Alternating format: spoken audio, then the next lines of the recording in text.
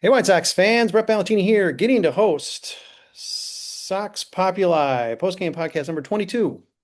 We always do them over for openers. We'll have two this year because we got a home opener next week. In fact, is it too late to decide to bail on this one and just do the one next week? Because it was 14-2 massacre in Milwaukee. 6 pitches in, looked like a pretty fun game. Seemed like the tide was turning and 2026 would be something different. All right, let's not work too much into one game, but it's sort of hard to when your team strikes out 20 times, gets utterly handcuffed by not only a young ace for the Brewers, but for the entire bullpen as well. Not a lot to cheer about. A couple homers, I don't know, maybe some other things. I've got three guests who will try to steer me towards something positive about a 14-2 loss on opening day. Worst in, oh, who knows, however many years since the White Sox decided to open up speaking of abominable, ballpark. Melissa Sage-Bollenbach hanging out with us yet again before she begins her nationwide travels again. Malachi Hayes, suffering and regretting his choice to recap nearly every Sunday game this season for the White Sox. And Dante Jones, been a long time, but listen, for a game like this, you really had no choice. Melissa put out the bat signal and Dante did respond. Welcome all, and please someone else talk about this game because I think I'm already tired of it. Could be a short podcast. Feelings about opening day and a 14-2 loss. Well, I went and got a tooth pulled yesterday morning, Oh, and that was considerably more pleasant than the final couple hundred pitches of this game. yeah. That's a lie. No, I would rather be sitting here watching baseball than getting my tooth pulled. But spiritually, Yeah. I'll take the tooth. Yeah. Yeah. Again, it was cool for six pitches. Then the rest of the game happened. Dante, Melissa, feelings? Yeah, shout out to my opening day optimism. Rest in peace. March 2020 It's or already March gone. 26th to March 26th. Oh my gosh, it was like this game was like it going like in college and where one group does all the work. Like it was oh boy, it was brutal. It's hard to, I mean, I'm sure we can nitpick a very few little positive things out of this, but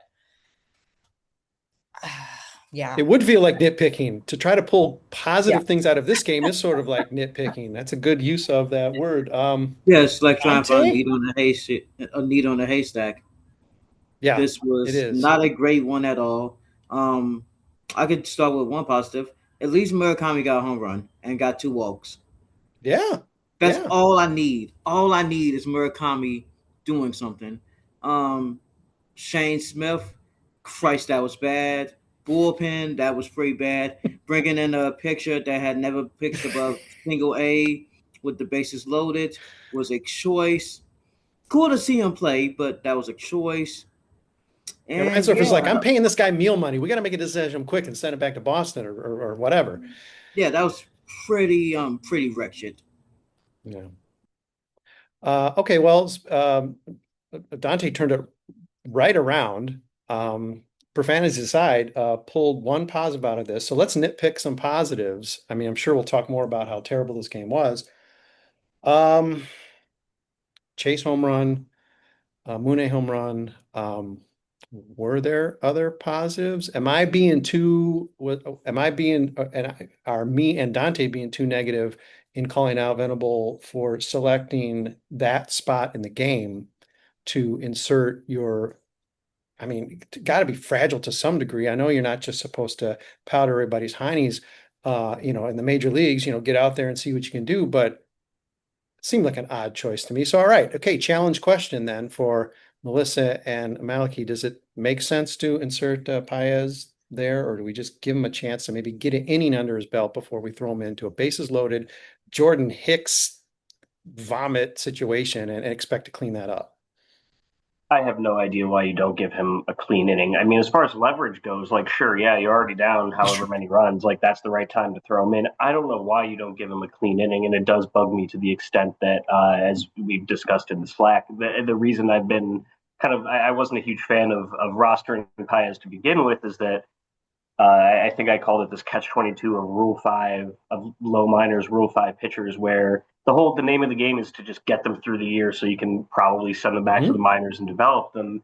Yeah. But you know what kills development is if you have to hide a guy and they only pitch 30, 40 times a year, that's going to kill development. But also what is not good for development, and like you said, Brett, we don't gotta powder any behinds or anything, but getting consistently rocked because you haven't pitched above A ball and suddenly you have to face like Christian Yelich is not a good No. way to develop either. That's how Yeah. you develop bad habits. That's how you unwind yourself mentally. So I don't mind throwing him in the Hmm. broader game situation. I don't know why you throw him in the bases loaded. That seems like extremely Yeah. questionable decision making to me, Yeah. even for opening Yeah. day. Leave it to the White Sox to zag when we're zigging here. We're thinking, okay, they're gonna have to baby him too much. I'm thinking they're gonna put him on the IL like once a month. And no, the White Sox are like, no, you kill the kid. There's more pitchers somewhere. Come on. We only paid, whatever, 50 grand or whatever it was for him. So whatever. Okay, Melissa, are you gonna cut against the grain here? Or are you just is this number 12 on your roll the eyes, I know, list? like 100% exactly what Malachi said. Like, what kills development is stuff like this. And we have plenty of proof that they have done things just like this in the past. So for those of us that are hoping, the vibes and the new wave and the new coaches, like the decision making gave me zero confidence that the direction is going to be any different. And that is unfortunate. And we had some comments at Southside Sox were like, this proves why Hagen Smith or Noah Schultz should be up with the team already because look at some of the stiffs they're walking out there. Not Baez, obviously, an exception there, but it's like I don't know. There are by making these moves, they're already indicating to some degree, without saying, of course, they can't say it. Is I won't say punching the season, given the fact that they weren't, and they're not aspiring to the playoffs even in this terrible division, but yeah, this will take game like this will take the air out of you. This is a very good team, a very good pitcher, and I find myself sort of wanting to like pick on Colson Montgomery or anything, although piggybacked on his spring training, not inspiring. Now, obviously, everybody was whiffing against this guy, and he was something sort of special. Even though a better hitting team would probably found a way to turn the screws a little bit when he was a little bit wild. Definitely, using up a number of pitches, but this White Sox team, we've seen it happen far too often with less strong on paper or whatever offenses roll over. And once, the momentum starts by the third inning, it's like, okay, we're double figure strikeouts, close to already. What's it going to be? 15, 16? Well, today it was 20. And interesting research among our staff that actually isn't a record. 21 is a record. Of course, that was a 12 inning game. And it was in March back when they didn't play March games. So, come on, even Frank Thomas couldn't be expected to hit in March 1996 or whatever. Okay, I interrupted good things by talking about the misuse, I guess. We're all agreeing. So let's just call it, okay, misuse of your precious young single A pitcher who threw 3 walks in very limited time, of course, last year, but he's already got 2 this year. Way to go, Sox. Other positives that come out of that, maybe other than the fact that it's just 1 loss and I don't know, we turn the page. I mean, can we I scratch anything else out of this? I think Jordan Leisure must have listened to our podcast when I picked him for the Yeah. worst You pitcher just can't because pick bad pitchers or I good mean, pitchers or whatever it is.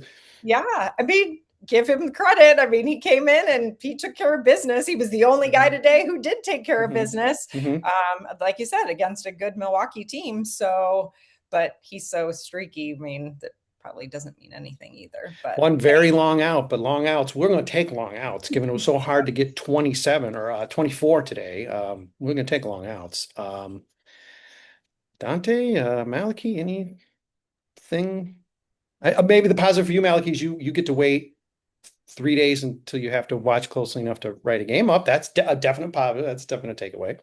I liked what I saw from Chase Meidroth. Can say that much. Oh, yeah. I mean, what hardest hit ball of his career, 2 couple walks, Mhm. base hit. I mean, that's all you need from him. Is all you need from him Mhm. is to he was clearly he was hunting that pitch from Mizorowski. Mhm. He knew what he was getting. He Mhm. barreled it up, and he And he knew at the got it. moment That's he not had time. easy. No, not exactly, which is part of why I'm like, okay, very uninspiring performance, but like, Mizorowski is kind of a historical outlier in terms of Yeah. just about everything he does. So it is a little harder. even for a game like this to read too much Yeah. into it. But all you need, if you can get Maedroff to do that 10, 15 times a year, he has the pitch recognition to just turn on a few of those balls. He'll poke enough singles and doubles and get on base enough Mhm. for him to be a really valuable player. So I'm Yeah. pretty encouraged by what I saw from that today. It seems to be an extension of his spring as well. And I mean, we can overplay this too much. Just like I mean, come on, we're doing a podcast about one loss, so of course we're gonna, yeah, I'm freaking out. My hair's on fire. But the emotion too. Obviously, it's like, okay, hit the jackpot because that was not an easy thing to do, and he might be the last guy. We definitely not the first guy you think is going to do that. Certainly not first at bat of the season. But the emotion. I mean, for a second there, you thought, okay, wait. I mean, my original lead 16 hours ago for this story was like, hey, he served notice that this team was going to be different because that, not to make too much of it, but you sort of get a feeling like, okay, it could still come. Game 10 could be a little like, okay, this team is different, but especially the way they ended the spring, sort of nice to bounce back right away. Put a digit right up on the board against a really tough pitcher, a sold out crowd, and then showing the emotion. It's been like nice to. I know emotion matters or doesn't, or clubhouses don't matter, or playing fast doesn't matter, or hustling a lot doesn't. Yes, of course, all those things matter, and it was nice to see until I don't know, the second inning. Uh, Dante, positives? Well, I guess you've already given us one. No, you You know started what the off this. best You're part of tapped this is? out. Yeah. Yeah, the best part though is that today is just game one. Mhm. That they all like every single team. I don't care what's talking about White Sox, Dodgers, Mhm. Mariners, Mets, Cubs. Every single one of those teams will have a game like this in which Mhm. they get absolutely fucking obliterated. Mhm. And Mhm. since we will all get obliterated. Let's get one of them out the way early. Mhm. So that's some. Yeah. Yeah, we're only one below 500. Other teams are at this point, basically any other team can only be one over. So yeah, okay. We're not buried. We've been buried worse. We've been buried worse in this decade. We've been buried worse probably like, I don't know, within the calendar year or within 365 days. So um we'll see what else we can scrape out of this game after we take a break and maybe look forward to the rest of the series. Again, very clearly a trap game coming up for Milwaukee. They're going to be drinking a lot tonight. They're like, this is our opening series. Plus, we get to play the American League like the first 2 weeks of the year. All right, we'll take a break. Be back in a minute, and then we'll wind up our first of two post-game podcasts, at least two. Probably will only be two because I'm not expecting like no hitters or even Mooney. I don't know whether he's going to get like a 4 homer game that would warrant post-game, but we can hope. We're crossing our fingers. Catch us in 1 minute. Stick with us. It's almost over. Hey, White Sox fans, post-game podcast 22. It is the opener of the 2026 season. It'd be best not to cite the score. You already know it if you're listening to this or watching this, but okay, fine. 14-2. The number just kept going up. I can't tell you how many times I went into my headline to change the score. That's never good. It's good when it's your team, but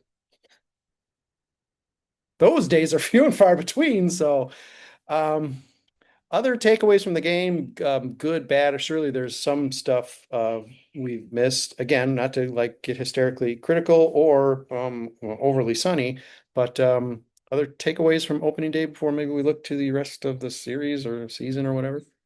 I think it was like a back to earth moment for me in terms of, a lot of us over the past couple of weeks when we've been talking, writing, are, really excited about the youth and the energy that they bring.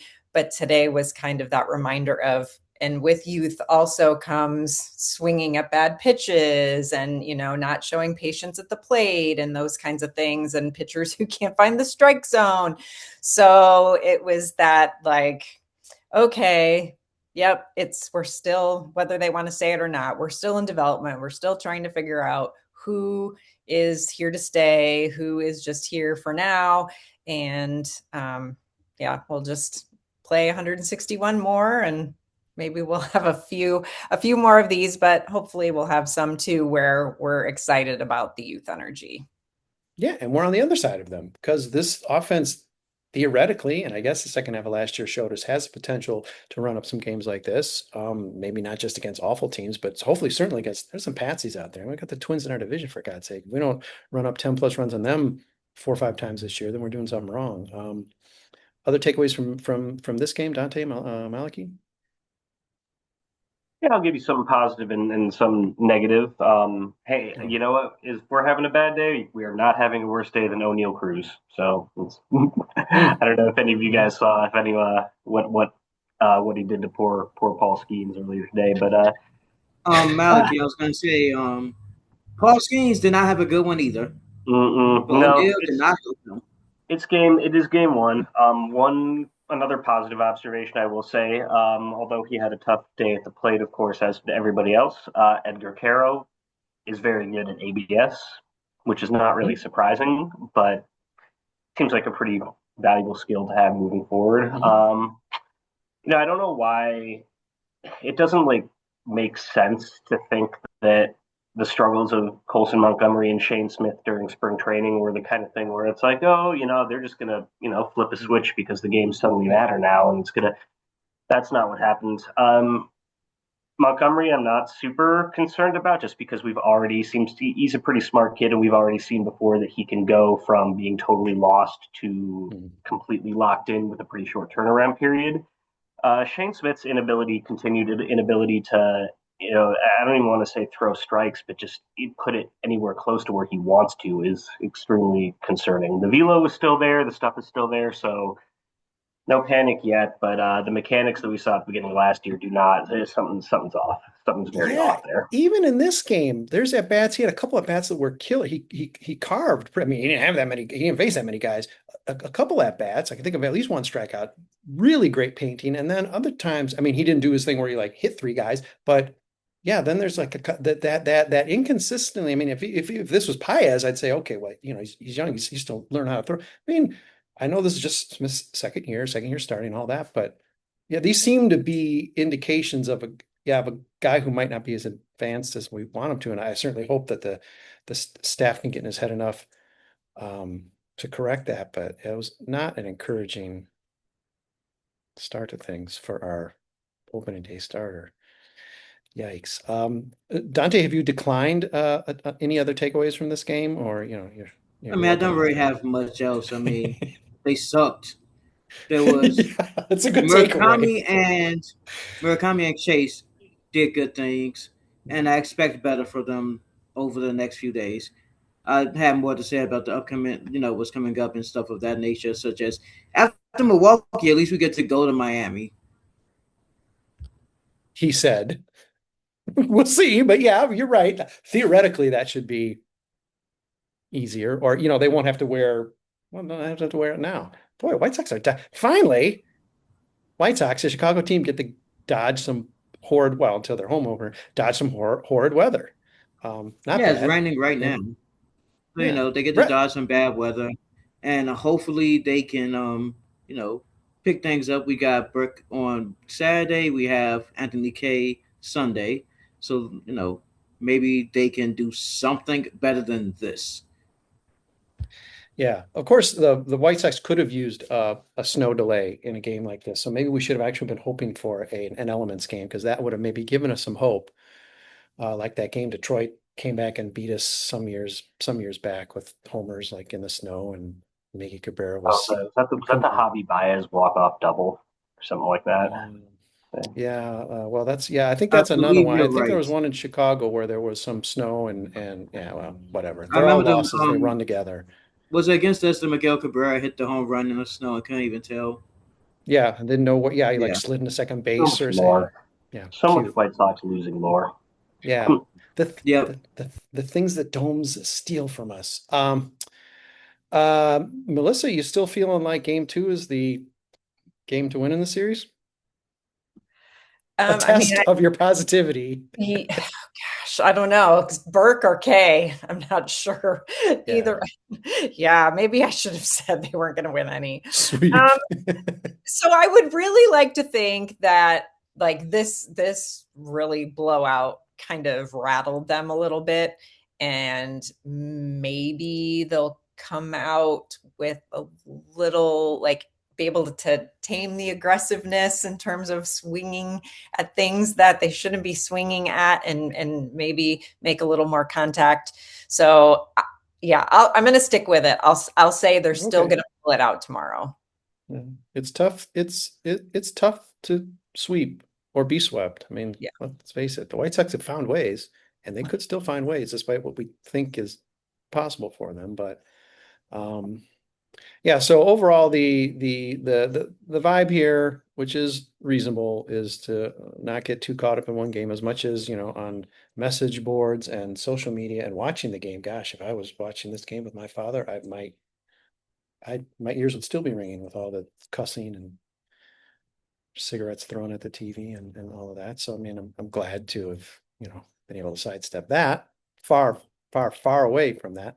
But yeah, we can't lose I guess we can't lose our heads. It is a shame for some of our colleagues who trekked up to the game to witness a game so much like that last big blowout on an opening day, home opener, not real opener, in 1991 when the White Sox opened a park and completely showed their heinies to the point where Frank Tanana batted in the game. But anyway, let's not dive into the history too much. Um,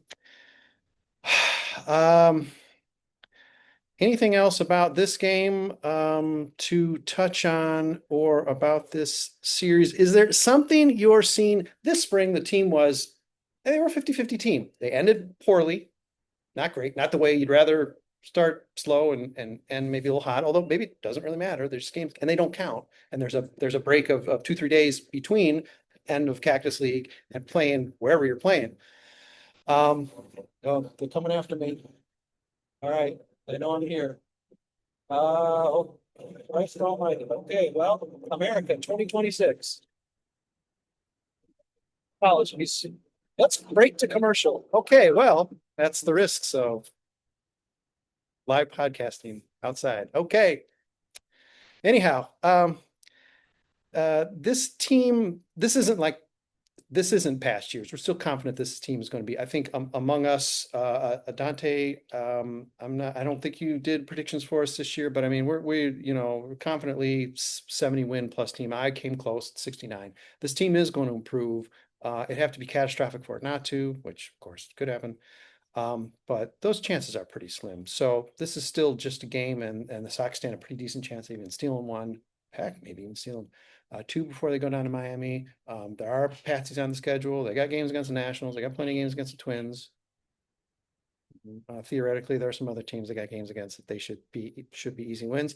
But overall, okay, coming out of this game, you sat through 9 innings. It was painful. You probably cussed a little bit yourself, just not like my father or that helicopter that just harassed me. But coming out of the game, feeling about Saturday, feeling about April, feeling about 2026.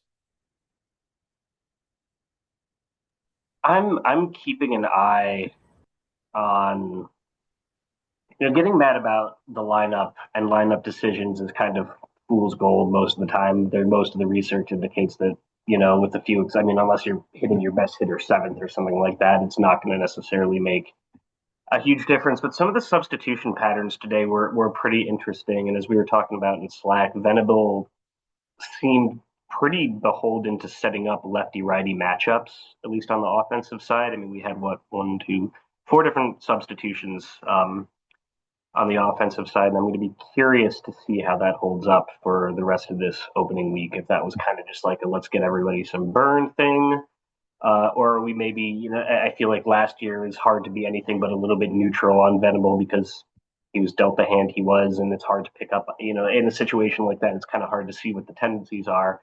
Now we might have a chance to really see what his managerial tendencies are. So I'm going to be keeping an eye on those patterns and see if they sustain over the opening few weeks or so.